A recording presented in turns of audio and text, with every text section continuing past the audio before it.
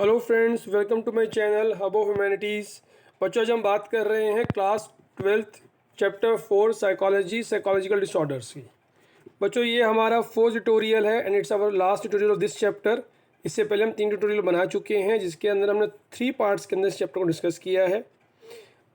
अभी इस चैप्टर के ट्यूटोरियल में हम बात करेंगे schizophrenia spectrum and other disorders की।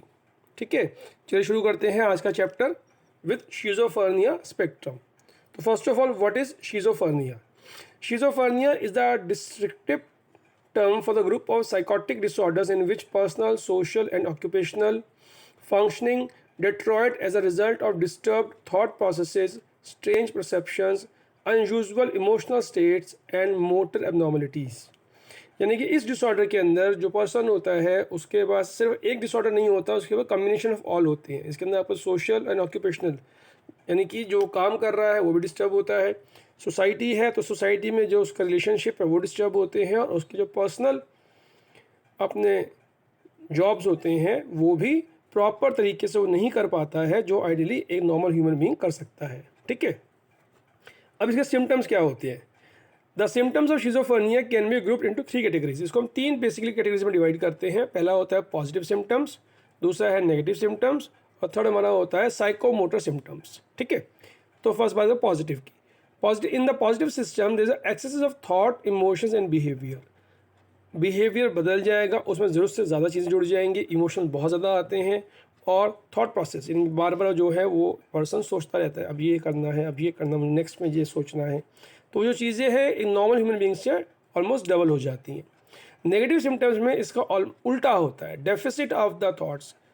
पॉजिटिव में थॉट्स प्रोसेस बढ़ जाता है, इसमें कम हो जाता है। इमोशन इसमें कम हो जाएगा, बंदा इमोशनलेस हो जाता है, बिहेवियर उसको थोड़ा सा रूड हो जाएगा। ठीक है, और इसी तरह एक थर्ड पार्ट हमारा आता है जिसको हम कहते हैं डिल्यूशन। डिल्यूशन क्या होता है? Many people with the schizophrenia develop a delusions. A delusion is a false belief that is firmly held on inadequate grounds.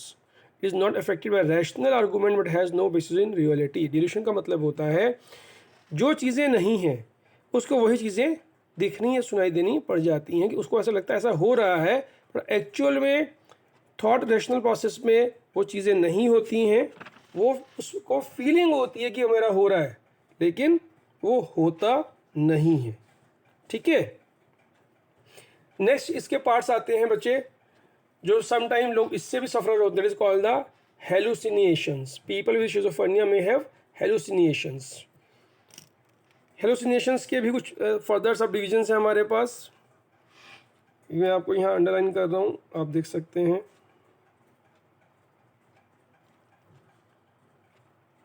ये और ये थोड़ी सी,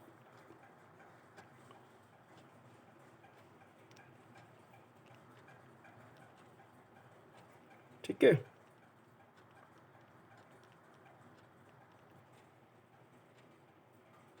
इट इज़ बेटर नाउ। ये लीजिए,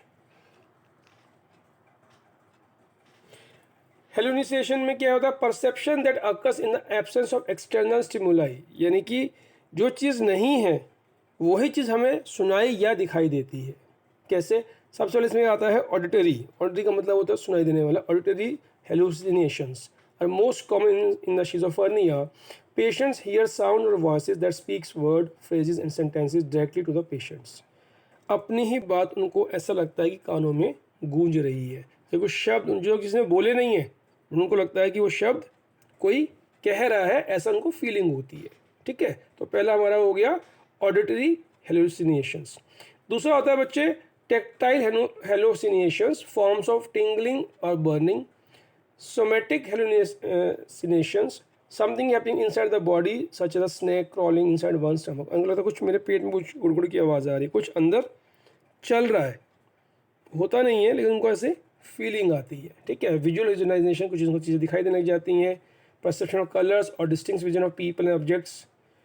एंड फैक्ट्री हेलुसिनेशन, स्मेल और पॉइजन और स्मोक, स्मेल ऑफ पॉइजन। ऐसा feeling होती है कि जैसे उनको स्मेल, कोई पॉइजन की स्मेल आ रही है। ये जो सारी चीज़ें होती हैं ये रियल में नहीं हो रही होती, उनको फीलिंग होती है कि मुझे ये हो रहा है। क्लियर? इसको आगे फर्दर बढ़ाते हैं कि नेगेटिव सिम्टम्स और क्या क्या हो सकते हैं। They are the pathological deficits and include poverty of speech, blunted and flat affect, loss of volition and social withdrawal. People with schizophrenia show alogia और पॉवर्टी ऑफ स्पीच। लोगों से बात करना कम कर देते हैं, अब चुप चुप रहते हैं और ऑलमोस्ट स्पीच उनकी कम हो जाती है। तो ये जो सारे पार्ट्स हैं हमारे, ये हमारे सारे पार्ट्स आते हैं शिज़ोफ्रेनिया के अंदर। इसका लास्ट पार्ट हमारा आता है psychomotor symptoms. They move less spontaneously और make odd grimaces and the gestures. These symptoms may take extreme forms known as the catatonia. People in a catatonia stupor remain motionless and silent for long stretches for time. चुपचाप बैठे रहना, इसको बोलते हैं motionless. जहाँ बैठ गए वहीं बैठे रहेंगे, ज़्यादा मूवमेंट ये लोग नहीं करते हैं। Those are suffering from the this disorder of schizophrenia सब पार्ट। ठीक है, नेक्स्ट बच्चे हमारा है न्यूरो डेवलपमेंटल डिसऑर्डर्स। अब ये जो है हमारा, बिकॉज वैसे तो सारा साइकोलॉजी जो है हमारा न्यूरो साइंस जुड़ा हुआ है, इस वाले पर्टिकुलर जो डिसऑर्डर्स होते हैं इनमें ज़्यादा इफेक्ट हमारा जो है न्यूरोलॉजी के ऊपर होता है। A common feature of neuro developmental disorders is that manifest in the early stages of development. Often the symptoms appear before the child enters schools or during the early stage of schooling. बच्चा अभी school जाता नहीं है, around the 4 to 5 years के as के अंदर उसकी अपनी एज के अकॉर्डिंगली उसमें उतना एक्टिवनेस नहीं दिखाई देता जितना कि नॉर्मली दिखाई देना चाहिए। इसमें जो सबसे बड़ा जो हमारा टॉपिक आता है डिसऑर्डर का, वो आता है attention deficit hyper activity disorder, ADHD। अब अटेंशन डेफिसिट यानी कि उसका जो अटेंशन है बच्चे का वो अपने काम में नहीं लगेगा। Children who are inattentive find it difficult to sustain mental efforts during the work और प्ले। जो भी वो काम कर रहा है उसका आइदर प्ले और आइदर स्टडी, उसमें उसका ध्यान नहीं लगेगा, वो अटेंशन नहीं दे पाएगा। ठीक है, children who are impulsive seem unable to control their immediate reactions और to think before the act. इसका दूसरा पार्ट हमारा आता है वो that is called the hyper activity. एक हमारा है अटेंशन डेफिशिएंट का और एक हमारा है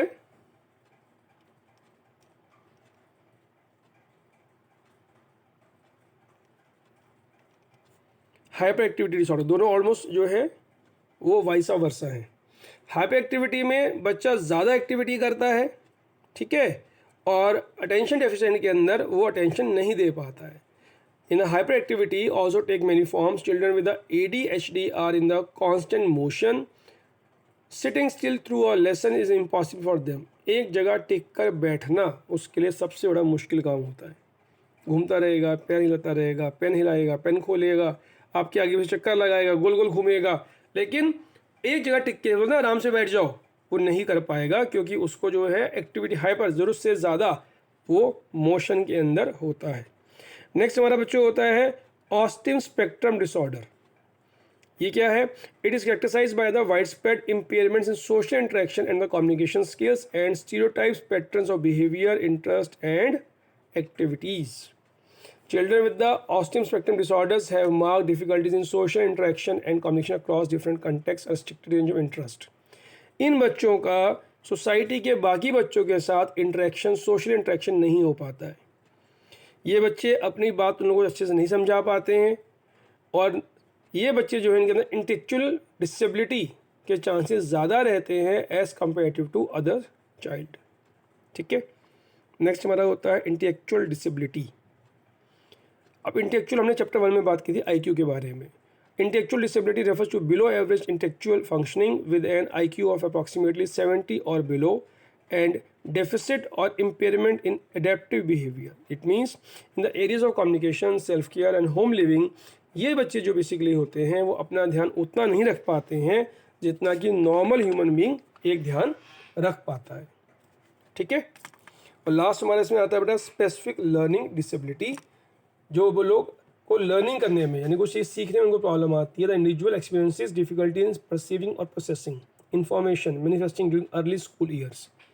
बात को सुनना और सुनने के बाद उस पर एक्ट करने के अंदर इन लोगों को प्रॉब्लम आती है। ये वो बच्चे होते हैं जिनमें की लर्निंग डिसेबिलिटी होती है। क्लियर? नेक्स्ट की तरफ आगे चलते हैं। That is our disruptive impulse control and conduct disorders. इसमें हमारे पास 4 पार्ट्स आते हैं। पहला है oppositional defiant disorder, anti social disorder, conduct disorder and verbal aggression. तो फर्स्ट की बात करते हैं, that is a oppositional defiant disorder. The disorders included under this category are the oppositional defiant disorders.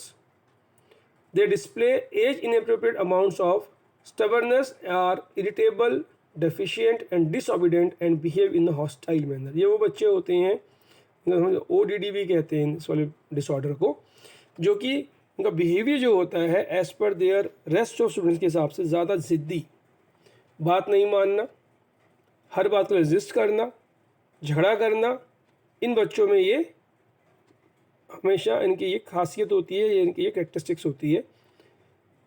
और हर बात में अपने को जस्टिफाई करना, yes we are right and the opposite person is wrong. ठीक है, इनको हम प्रॉब्लमेटिक इंटरेक्शन भी कहते हैं कि ये जो बच्चे हैं कहीं ना कहीं प्रॉब्लम क्रिएट करते रहते हैं। नेक्स्ट हमारा होता है the terms conduct disorders and anti social behaviour. समाज के अकॉर्डिंग, सोसाइटी के अकॉर्डिंगली वर्क नहीं करते हैं, अपनी फैमिली, अपने societal norms, personal property rights के अगेंस्ट वर्क करते हैं। जनरली इनका जो बिहेवियर होता है वो एग्रेसिव एक्शन वाला होता है, समटाइम हार्म टू पीपल और animals, non N aggressive conduct that causes property damage and theft, sometime serious rule violations. Next हमारा आता है बच्चे वर्बल एग्रेशन। वर्बल एग्रेशन में ये लोग साइक्लिक एग्रेशन करते हैं, हिटिंग, फाइटिंग और हॉस्टाइल एग्रेशन होता है, अब्यूज लैंग्वेज यूज़ करते हैं और dominating and bullying others without the provocacy, without any provocation और विदाउट एनी रीज़न। ठीक है, तो ये 4 टाइप के डिसऑर्डर्स होते हैं जो हमारे डिसरप्टिव के अंदर कवर होते हैं। Next is feeding and eating disorders. ये वो हैं जो आपकी फीडिंग यानी related to your eating habits के साथ जुड़े हुए होते हैं। इसमें हमारा जो सबसे पहला आता है वो आता है हमारा एनोरेक्सिया नर्वोसा। ये क्या होता है? इसमें होता है the individual has a distorted body image that leads him to see himself as overweight. Person को ऐसा लगता है कि वो ओवरवेट है, होता नहीं है, उसको लगता है, और उस ओवरवेट को कम करने के लिए बेसिकली वो खाना इधर कम कर देता है या खाना ऑलमोस्ट बंद कर देता है समटाइम, जिसकी वजह से उसको बहुत ही सीरियस कॉन्सिक्वेंसेस भी उसके हो जाते हैं। ठीक है, तो इसको हम कहते हैं एनोरेक्सिया नर्वोसा, जिसमें वो अपनी ईटिंग हैबिट्स को लीस्ट लेवल पे ले आता है। अ पर्सन विद एनोरेक्सिया में loss large amount of weight and even starve himself to death. अपना इतना अपने को इतना भूखा रखता है वो कि समटाइम उसकी डेथ भी हो सकती है। नेक्स्ट हमारा आता है बुलिमिया नर्वोसा। अब ये उसका अपोजिट है बुलिमिया के अंदर। इसमें जो इंडिविजुअल है वो खाता ही रहता है। जी हाँ, the individual may eat excessive amount of foods that purge her body of food by using medicine such as the laxative और डायलिटिव्स और बाय वॉमिटिंग। खाने के बाद उसको डाइजेस्ट करने के लिए उसको फिर कुछ मेडिसिन लेनी पड़ती हैं कि जिसकी वजह से उसको वो डाइजेशन हो। पहले वाले में खाना ऑलमोस्ट कम हो जाता है, बुलिमिया में खाना ज़रूरत से ज़्यादा खाया जाता है। और लास्ट हमारा होता है बिंज ईटिंग, जिसको हम कहते हैं there are frequent episodes of out of control eating. The individual tends to eat at a higher speed than normal and continuous eating, he feels uncomfortably full. लगातार च्यूइंग, कुछ ना कुछ चलता रहेगा। कभी कुछ छोटा मोटा जो बोलते शाम को खा लिया, फिर सुबह खा लिया, कोई चिप्स ले लिए, फिर उसने कोल्ड ड्रिंक पी ली, फिर उसके बाद उसने आइसक्रीम ले लिया, फिर उसके बाद चॉकलेट खा लिया। यानी कि जब भी आप उसे देखेंगे उस बच्चे के हाथ में हमेशा कुछ ना कुछ ईटिंग का सब्सटेंस होगा। इसको हम कहते हैं binge eating. Fine. And last is our substance related and addictive disorders. अब सब्सटेंस में बच्चे हमारे पास जो 3 मेजर सब्सटेंस होते हैं, that is alcohol, heroin and cocaine. तो फर्स्ट हम बात करते हैं अल्कोहल की। People who abuse alcohol drink large amounts largely and rely on help it them for face difficult situations. Eventually the drinking interferes with their social behaviors and ability to think and work. Alcohol लेने के बाद person की जो mind की capacity है, judgement capacity basically जो होती है वो रिड्यूस हो जाती है और या तो सीधा खड़ा नहीं हो सकता है, उसकी बॉडी मूव करती रहती है और वो ये डिसाइड नहीं कर सकता है कि मुझे क्या बात करनी है और किस तरह की मुझे किसी से ट्रीट करना चाहिए। उससे ज़्यादा और ख़राब बच्चे होता है heroin. Heroin intake significantly interferes with the social and occupational functionings. Most abusers further develop a dependence on heroin, revolving their lives around the substance. इसको लेने के बाद समटाइम वो लोग ओवरडोज भी इसको लेना शुरू कर देते हैं और रेस्पिरेटरी सेंटर्स जो कि ब्रेन में जाता है इसको स्लो डाउन कर देता है, ऑलमोस्ट पैरालाइजिंग ब्रीदिंग। लोग सांस लेना या भूल जाते हैं, इतनी स्लो उनकी ब्रीदिंग हो जाती है कि समटाइम उनकी डेथ भी हो सकती है। Heroin substance is a very very dangerous for human being. And last is cocaine. Cocaine और हेरोइन दोनों एक ही कैटेगरी के हैं। रेगुलर यूज ऑफ कोकेन में lead to a pattern of abuse in which the person may be intoxicated throughout the day and function properly in social relationships and it work. It may be cause problems in short-term memory and attention dependence may develop so that cocaine dominates the person's life. ये भी almost other substance की तरह है जिसमें कि human being अपनी functioning of life, social life और psychological life definitely disturb होती है उसकी, जिससे कि वो decide नहीं कर पाता कि मुझे what next किस तरह से मुझे treat करना है या behave करना है. Clear? तो बच्चों उम्मीद करता हूँ कि आपको ये वीडियो अच्छी लगी होगी. This much for now. If you have not subscribed my channel yet, please subscribe, share and like the bell icon for the more updates.